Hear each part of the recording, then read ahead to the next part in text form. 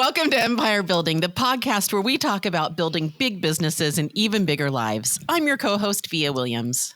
I'm Sarah Reynolds. I'm Wendy Papazan. And I'm Seychelle Van Poel. We're tackling a topic today that isn't covered that much, and we think it's really important to address. So we're going to talk about the 6 things holding you back from building your empire.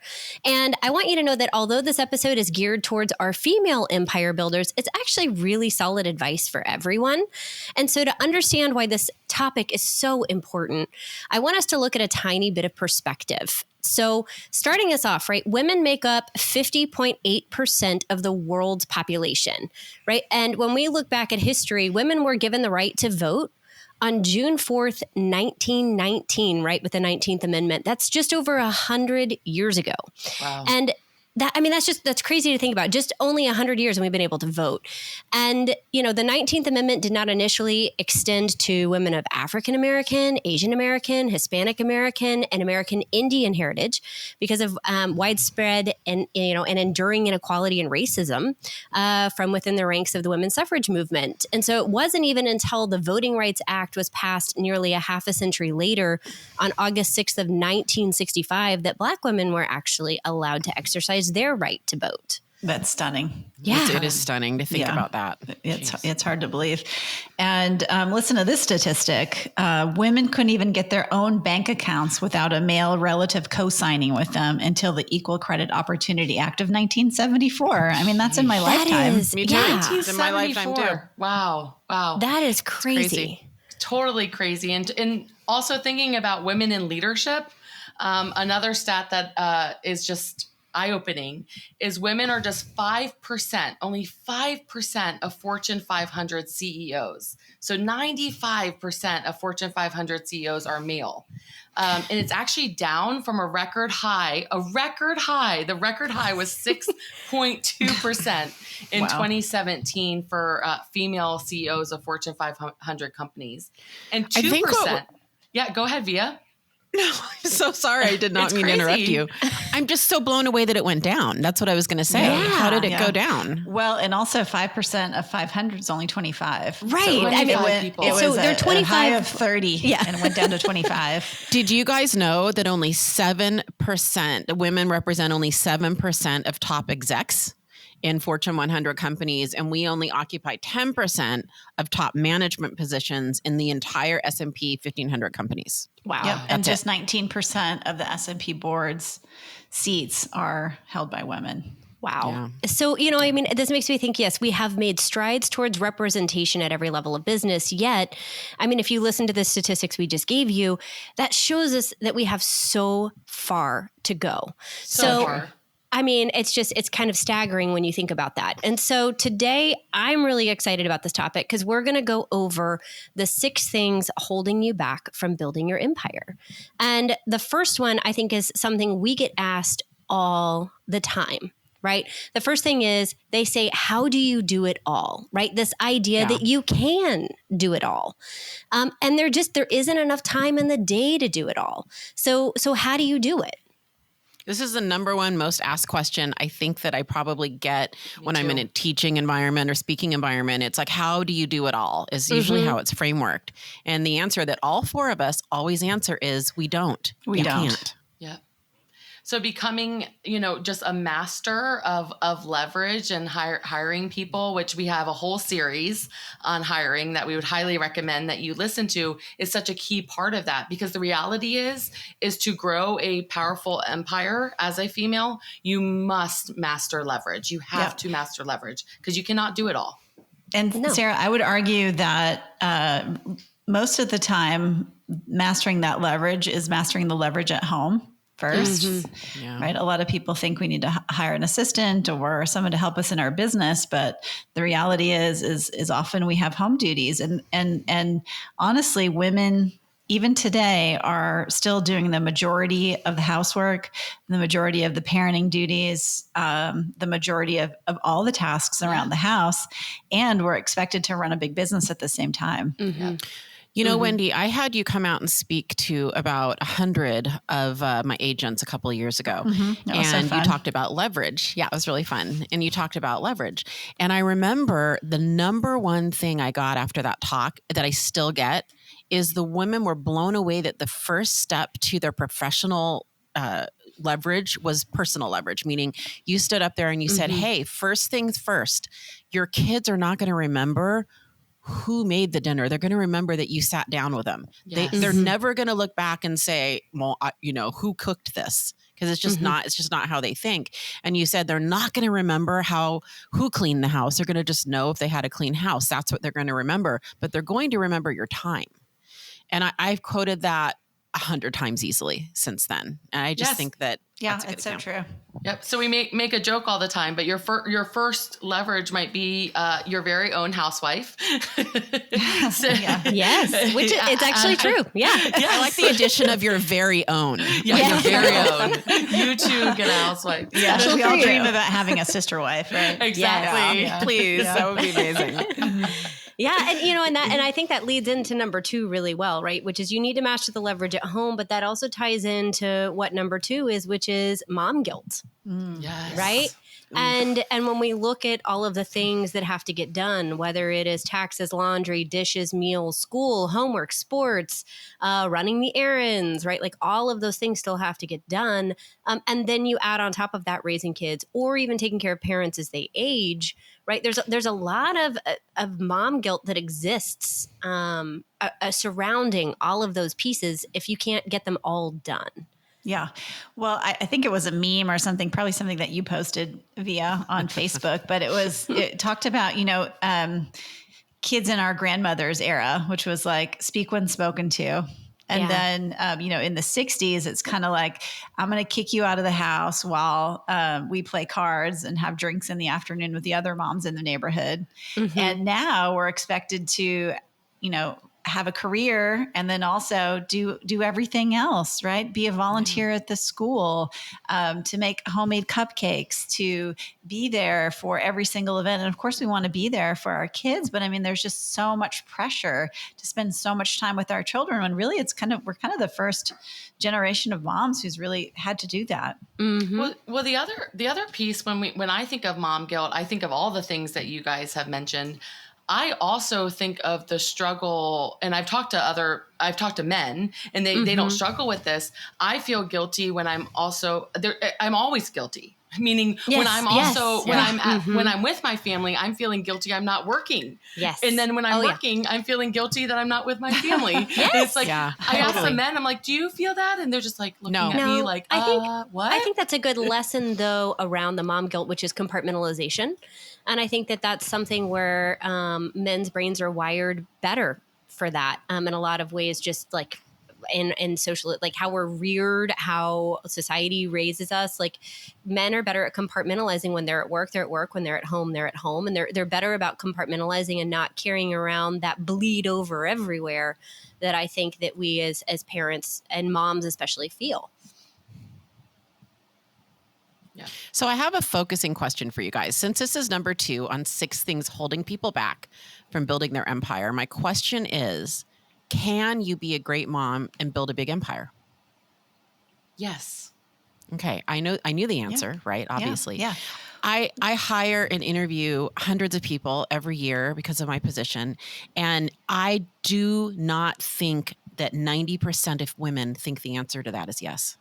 Well, you can't ask that question without defining what you consider a great mom. Yes. That's right. Thank you, Sarah. That's exactly what I was going to say. Yeah, I had an aha moment. Point. Really great point. Probably about 5 years ago when my business was really growing quickly and, constantly struggling with that. And then I just had an aha moment where I was like, wow, I bet if I asked my kids who the best mom in the world was, they would say me. Yes. Yeah. I bet they would. What other metric is important to us? What other standard are we judging ourselves against? No, I had a similar aha, Wendy, when my daughter was 2 years old, and she was staying with my best friend who was a teacher, and every day during the day, because my nanny was on vacation, and every day they had a theme. and there was a craft, and it was like perfectly planned out because she was a teacher, right? Everything was perfectly planned out. And I don't do any of that. Like, I'm not crafty. Like, I'm horrible at those things. And I kept telling mac and cheese that one time, though. Yes, it's true that they loved the one time. And then my daughter, I told my husband, like, man, I'm just feeling like really like a horrible mom. I don't do any of this stuff. And the fourth day, my daughter just cried, and she looked at me and goes, I just want mama. And I'm like, she didn't want the craft day. She wanted her mom. Yeah, and it was like, it was just a difference, like a total aha for me. That's what is a great mom, is you. That's what makes, I have a 17-year-old. I have 3 kids, and one of them is a 17-year-old. And I struggle with mom guilt. Whoever said it, like, Sarah, you said it. Like, I struggle with, if I'm working, I'm guilty. If I'm, the whole thing. And I'm on the couch, talking to my son, Aiden, and he goes, you know what, Mom, I feel like I've been too lazy this summer, and I really want to have passion around something like you do. I go, well, what do you mean? And he said, I love that you sit on our couch and it's hard for you to watch a movie. You want to pull your computer out and work. And I love that you have that passion behind it. And I want that too. And I all the years of, because my theory has always been, as long as I'm there with them on the couch, if I'm not watching their silly, Avengers movie, it's fine. I'm going to get something done, for better or worse. And I that perspective. I love Aiden. Can I just say, I was going to say, The Avengers is a great movie. I love the Avengers movies, for the record. We're a big if you Avengers actually family. watch them. I do. But like the 17th time, Wendy, the computer's coming out, Okay, fair enough. Well, and I think that's where it gets back to allowing yourself grace and clearly defining what you want to show up as a parent, and understanding that children spell love with the word time. And if you can allow yourself to be present in the moment and let go of some of that guilt and give yourself some grace to let go of some of that guilt, it's going to allow you to be a better parent in that process as you're building your empire, because you're not going to get it perfect.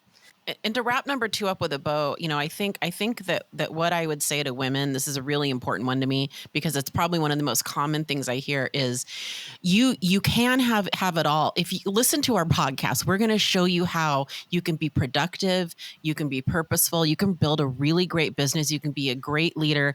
All of the skills and talents you need to build an empire, we're going to teach you. And I guarantee you're an amazing mom if you're guilty about being an amazing mom. Right? If you care about it and you feel guilty, you're probably an amazing mom, So let's go to number 3, ladies. Sorry, Via. Yeah. I know that's okay. I know we want to move on. Okay, but I just think that this is such a big deal. Like, it is. One of the biggest things is, like, you're not alone. Like, I want everyone hearing us. Like, all of us have built amazing businesses, and we're moms too. And you can hear us speaking with such passion on this topic because we feel it too. You're not alone, and it's totally normal, and it's okay. And so I just want you to hear that from us. And I would just say, it's okay if you disappoint your children sometimes. Your children don't need to have happy, perfect lives. It's actually not good for your children. I mean, I can remember one of the saddest days of my life was I went to have Thanksgiving lunch with my son, Gus, who was probably 6 at the time. And honestly, I honestly just forgot the time. I just mixed up the time. And I walked in right as he was walking out, and he saw me and he just burst into tears because he'd been waiting for his mom to have Thanksgiving lunch. And I feel pretty sure if I walked upstairs right now to my 16-year-old's room and I said to him, hey, Gus, remember that time mom didn't show up for Thanksgiving lunch? He might say yes. But for sure, he wouldn't say like, "Oh, that scarred me for life," or "I'm a horrible person because of it." I'm not, he's not going to become a mass murderer. I mean, all of that stuff. Later is it's just perspective. Your kids are going to grow up and they're going to be fine. So good. So good. Well, let's move into number 3. And I'm okay with you extenuating that one. I think mom guilt is a huge, huge topic. And I see it so much. I really do believe women don't think they can have them both. Number 3. That's probably holding you back from building your empire is not building your tribe. Yeah, this is so important. I mean, I have always felt that part of my life's mission was to build community around women. I've always been involved with organizations that help women.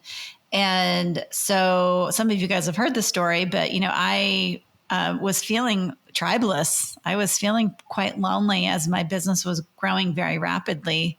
And I looked around in my community in Austin to see if I could find a tribe. So I joined an organization. I paid $7,000 to join. There was 144 members, and we were supposed to tribe up. And of those 144 members, only about 10% are women. And it truly was not, it was not my people. Right. So that's when I started creating 5 dolls, and that's what led to Amplify, and that's what led to the Empire Building podcast, all of that. And so it's just so important to know that, you're going to have to seek it out. You're going to have to find your tribe. You're going to have to seek it out. Well, and I have an admission here where when I was younger, like high school, college, even into my early career, I was kind of like the gal that hung out with all the guys. All of my best friends were guys. All of my closest peers were guys. And so I feel like I was very comfortable in the professional world with men. And all of a sudden you realize after you get married and you start having children that your needs change and your priorities change. And you actually really need a tribe of strong women around you to support you and to help you and where you are. And I had to completely look at my social circle differently than I had in the first 15 years of my career. Yeah. And I mean, we're never going to have a lot in common with a lot of the females that are, that stay at home. And of course, that's what they feel is best for them. But if you're an empire builder, if you're listening to this podcast, most likely at those birthday parties with all of the other fellow moms, and they're talking about, how stressed they are with running errands and all the things that they're doing for their family. And we want to do things for our family too, but you're many times aren't going to have a lot of commonality with them. You want to find a circle of strong female empire builders, like Seychelle was saying, that you feel like you can really rely on and talk about very openly, and that you feel like you can grow. And that's really the key is where can you grow to be a better mom, to be a better empire builder? And that's who you want to surround yourself with, and being intentional about that. It's changed my life. I mean, we say a lot that the people you hang out with the most, is what you're likely to look like and become. And I can't even express how much it's changed my life to be normalized in a group of women who, are really similar to me, who don't apologize for being assertive and ambitious and have, building empires and getting that validation, having commonality of challenges. It's really empowering and probably one of the top 3 important things in my life, really. Yeah. Well, here's what you should say is that if this is speaking to you, right? If you're listening out there and you're like, wow, I really need this, then you should really become involved with our Amplify group. And the way that you do that is you go to amplifyevent.com to find out more information. And we'd love to have you a part of our tribe. One of the most amazing things about our organization, about our Amplify organization is that we will tribe you up. And I know that when we had our last event last year, there were, 15, 20 tribes that were created, and they have sustained for the past year. And throughout this whole quarantine crisis, it's been very, very, very powerful.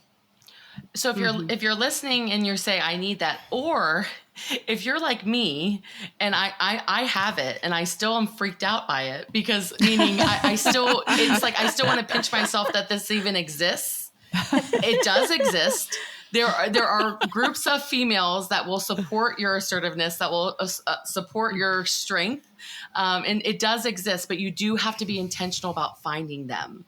And so if you're listening and you're like, I need that, or you're thinking, yeah, okay, sure, that exists. Like I might be, I'm telling you, reach out, go to amplifyevent.com. Yeah, because it only makes sense, because if you're an empire builder, you're probably pretty busy. Yes. Right. So you're going to have to be intentional about finding. Okay. Here's a question. Here's a question I have. Has anyone in Amplify or the Dolls known each other longer than 10 years? Might be one or two. Seychelle and I probably have known each other the longest. It's probably okay. So besides that, right about 10 though, 11. Yeah. I've got you and my point Sue is at 10. Yeah, I guess my point is that, none of us knew each other. Most of us didn't know each other 10 years ago. And so, you enter phases of your life where this is why it's important to find a tribe. If you're listening to this, you probably need a tribe. And so if our podcast is resonating with you, right? I mean, you're drawn to building an empire. You're probably multitasking mom, wife, husband, father, the whole thing. And so 10 years, it's important to get a new group of people that are in sync with the challenges in this season of your life.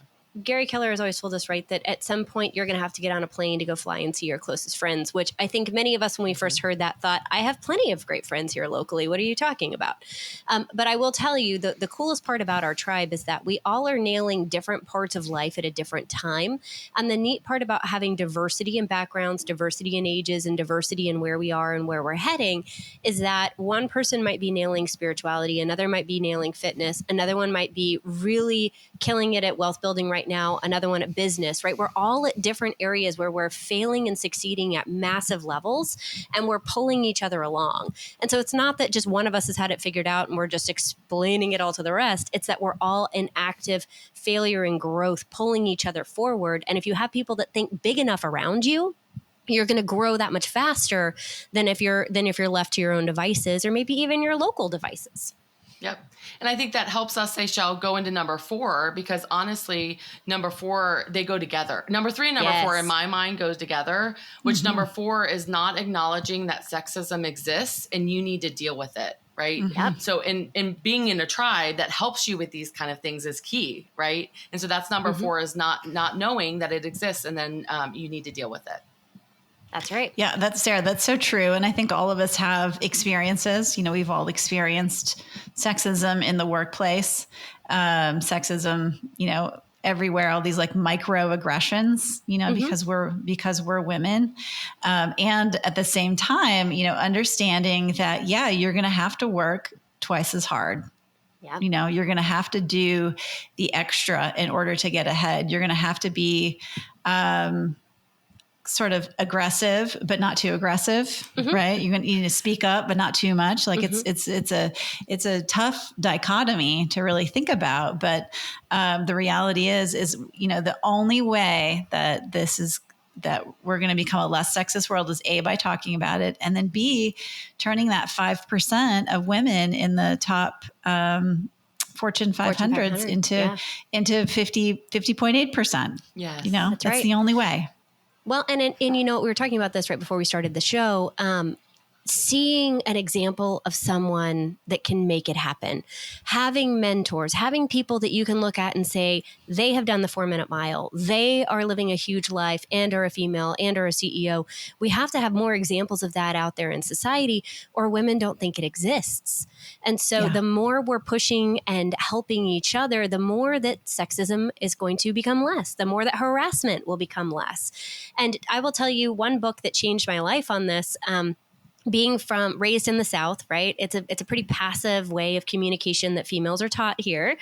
We say "bless your heart" when we mean lots of other things. And a book that, right? I mean, we do. I think that's universal. I don't even know if that's a South thing. Okay, well, that may be fair, but I'll tell you, it's used a lot. Women in the South are really, taught to just kind of grin and bear it and take it. And maybe that's a national thing, but I feel like that's definitely a part of a deeply ingrained Southern culture.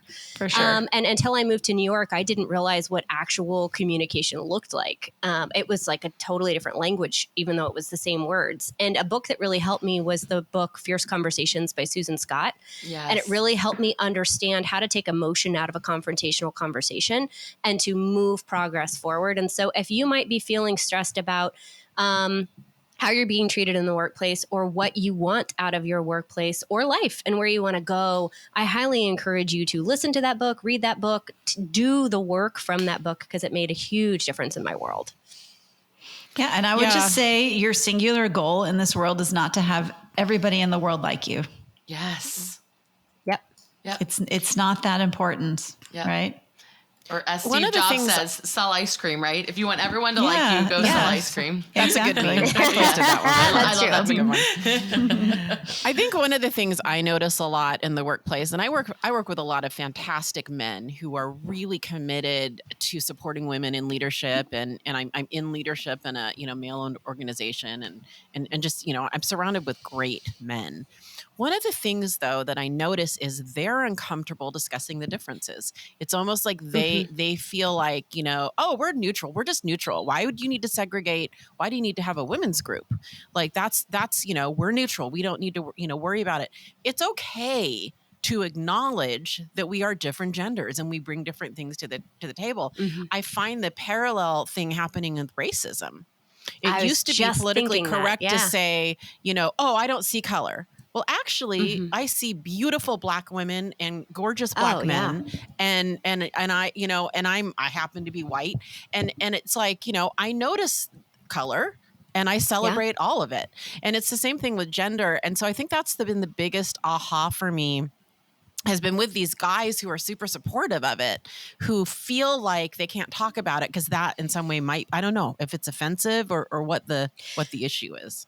Well, I think we shy away from things we're uncomfortable about too. And so, you can want to support something and also not know how to have a conversation around it, which is why I think if you're listening today and you may not be female, it's really important that you're like paying attention in this episode, because this isn't just for like the women in the world. This is actually for men or any gender, really. If you're trying to figure out how to deal with a female empire builder in your world, these are the notes.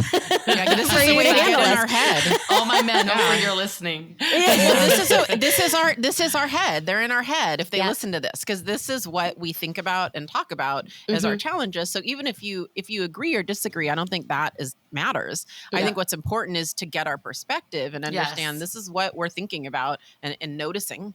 And talking about. And one big thing that I see a lot in terms of differences in males and females with this is that typically females are underestimated. Yes. In terms of what can happen, what they can do. And I've been underestimated my entire life. Me too. I feel like, I think all of us have, right? And one of the things I would, if you hear that and you're like, yes, me too, I would suggest is like channel it.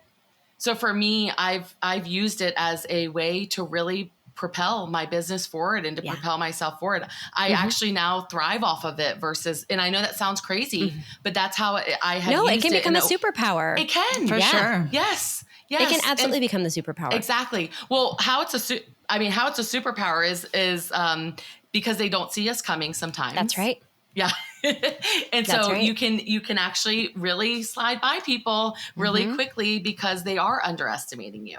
And I think that is where it can really make such a difference. So lean in to that. Don't fight it. Lean into it. Right. And I don't complain about it anymore. I lean into it and I look at it as a good thing. Yep. And the last thing I will say before we move on to number 5 is if you are experiencing any uncomfortable situations in the workplace, I just want you listening to understand that it's okay to know your boundaries. And it's okay to let somebody know if they're not treating you the way that you should be treated or in a way that makes you feel uncomfortable, because you have to stand up for yourself and you need to speak out if that's something that's making you uncomfortable, and be aware of what situations you're putting yourself in.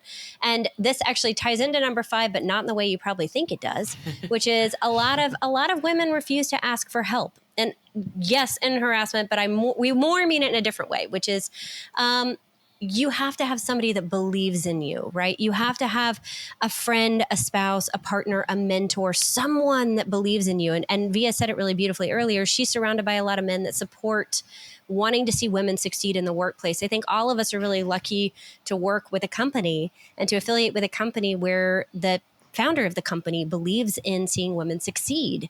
And so you have to have somebody that is championing you and supporting you in that way. And I would say this is one of those ones that's really true, whether you're a woman or not. Yep. It's a huge blind spot for a lot of entrepreneurs who think that they can do it all. And what happens is, well, first of all, I know personally, I feel like I have to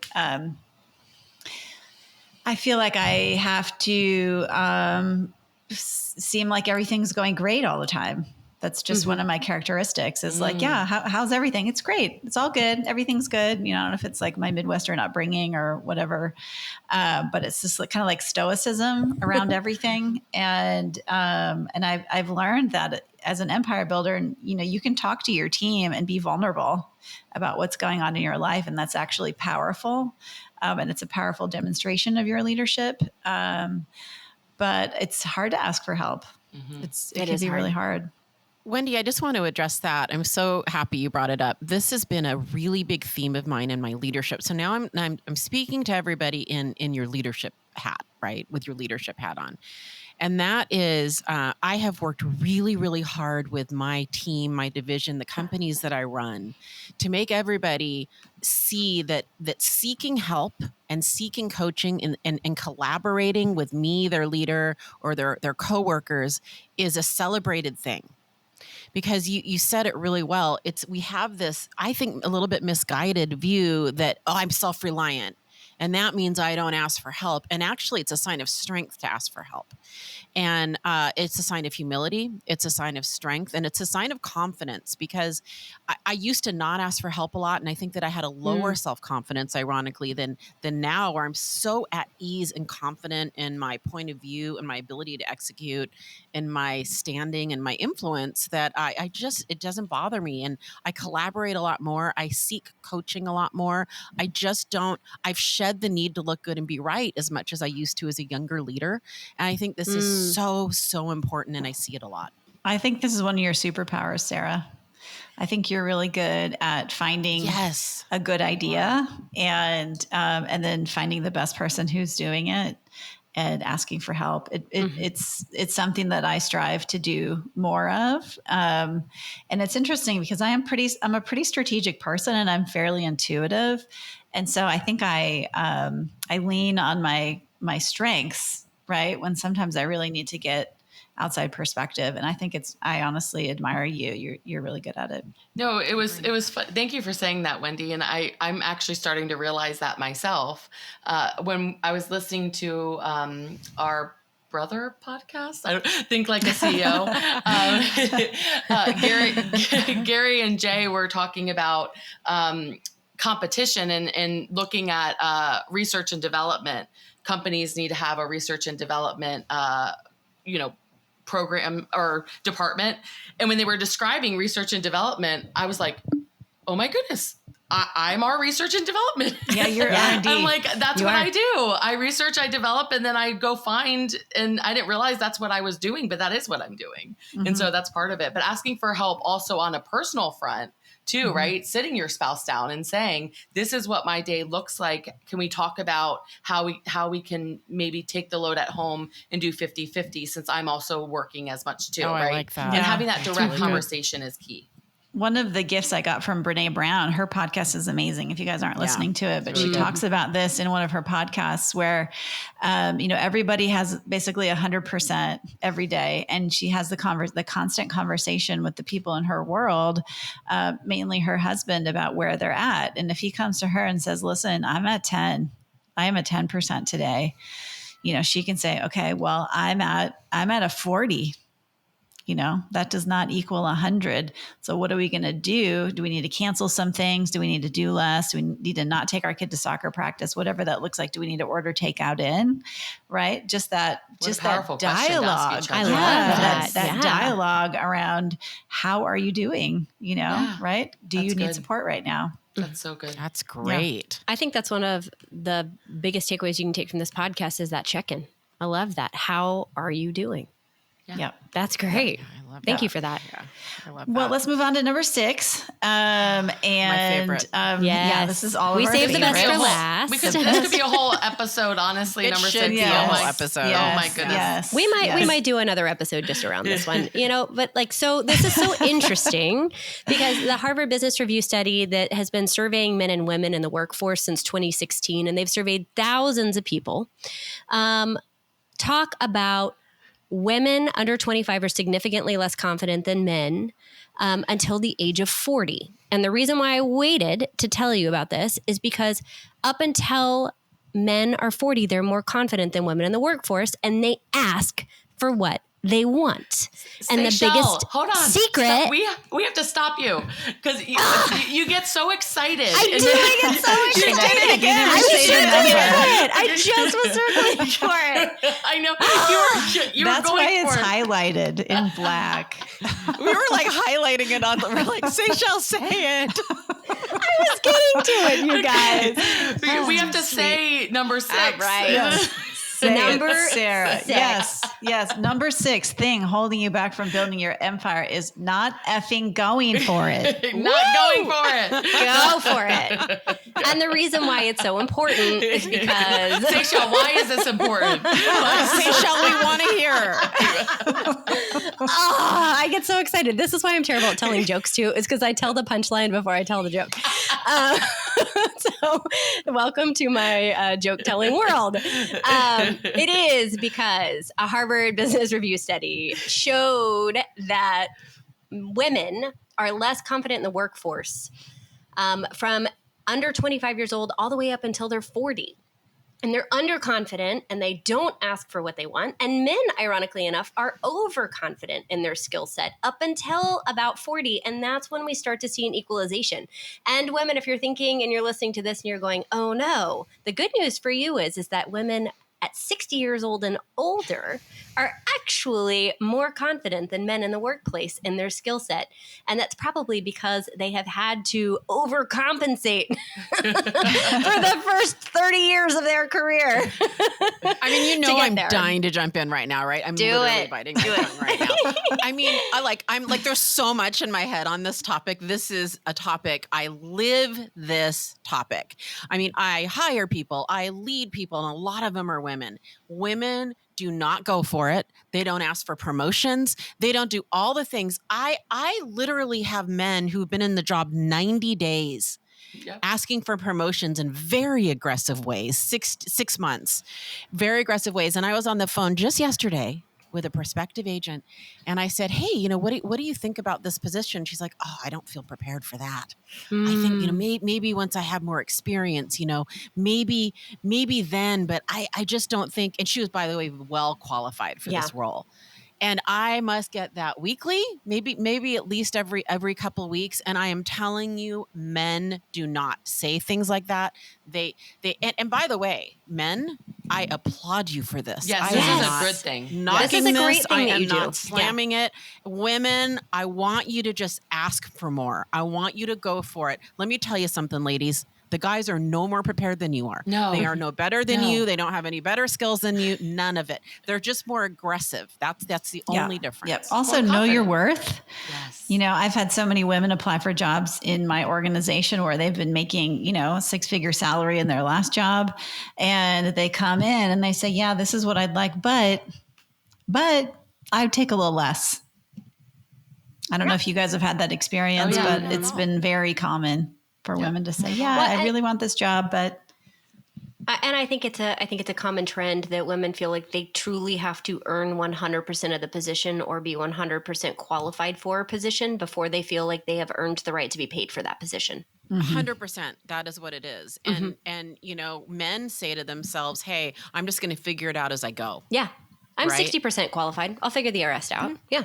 Well, and the other piece of this is from my standpoint as a leader or in a pretty large organization as well. I mean, seeing them so many men come in and ask for a promotion on such short number of experience. The other key though is that you want to, when I look at some of the females in my world, sometimes I don't know if they want it. And so I can see how the leader automatically gives the promotion to the male because they're just being more vocal. Of course. That they want the job. Yeah, and you want someone who's a go-getter. Exactly. Sometimes you just need to tell your boss, tell those around you, hey, I would like that job. I would like an opportunity at that if that comes available. And just I'd like to be considered. I would like to be considered. Exactly. I'd like to be considered. Yeah, I love that. I love that. Yeah. That's huge. I mean, we really could go on and on with this topic. It's a really big one. I want to say 2 more things though, because I just have so much personal experience. Can you tell I'm fired up? Yes. Like I'm all hurricaned up. Right? Makes you want to start singing my Scorpion song, Rock Me Like a Hurricane. We need to put that in show notes, by the way. So I want to say 2 things. Number 1, I'm wondering if age, you know how that chart, that Harvard Business Review, where it says women get more confident with age. I said this on stage with Gary Keller, and I think it was one of our episodes in the podcast, that I didn't even start building my empire till I was 40, because I just chose to be more involved and be more at home with my kids during my 30s, just a choice I made. So I wonder partly if women's now what's happening is, we're taking the mom break a little bit, which we touched on earlier, and we're just getting started in leadership a little later. That struck me when I heard that there could be something there. And the second thing is that I'll never forget the moment that I asked my now CEO and founder to be considered for the position I'm in now. It took me 45 minutes to send that text to him, because I was so scared of rejection. And I'm just being honest. I'm not proud of it. I'm not saying that this is good or bad. I was so scared of the rejection, and I do wonder if there's just some hardwiring there that, women, it's really tough to be rejected by someone you look up to and admire, certainly someone you work for, because if you're asking for a raise, it's a leader. And we need to build up that resilience. We need to figure out whatever we need to do to build up the resilience to ask. 100%. Well, can I say something that's might sound a little harsh here about this? But what I've noticed is that a lot of females don't put themselves out there. They don't ask for it. And then if a male gets promoted or a male gets something, and then it turns into a little bit of a victim mentality. And I know that sounds harsh, but if you're not willing to do that, if you're not willing to put yourself out there, just know that the leaders are going to make decisions based around who they see that's willing to. Instead of saying oh, woe was me, why wasn't I chosen? Take that energy and put yourself out there to make sure that you go for it. We want you to go for it. What you want, say it, and say it to those all around you. I think that's great. Great. Well, guys, this has been a fantastic episode. I know I always take tons of notes. And so really, we talked about a lot of things. We talked about the 6 things holding you back from building your empire. Ahas for me are, we can't do it all. We just absolutely can't do it all. Leverage is key. And if you don't know how to leverage, it's a skill. It's a muscle that you can learn and grow. Mom guilt. We just need to get rid of that, because it's really not serving you as a mother, as a leader, probably as a wife. Make sure you build your tribe. This is probably the number one thing that's helped me feel comfortable and confident in my journey, is to build a tribe of like-minded people around me. And then, acknowledging that sexism does exist, and we need to find ways to deal with it. Make sure you ask for help, right? This is one of Sarah's superpowers, and she's really good about finding the best person to do something, or who's doing something at a high level, and then just reaching out and asking for help. And then really, guys, don't forget, just go for it. Go build your empire, be amazing, live your best life, build a big business, have an incredible world, and just go for it. Go for it. Yeah, absolutely. Thanks for joining us today. It's been a great one. Thanks, guys. It's been awesome.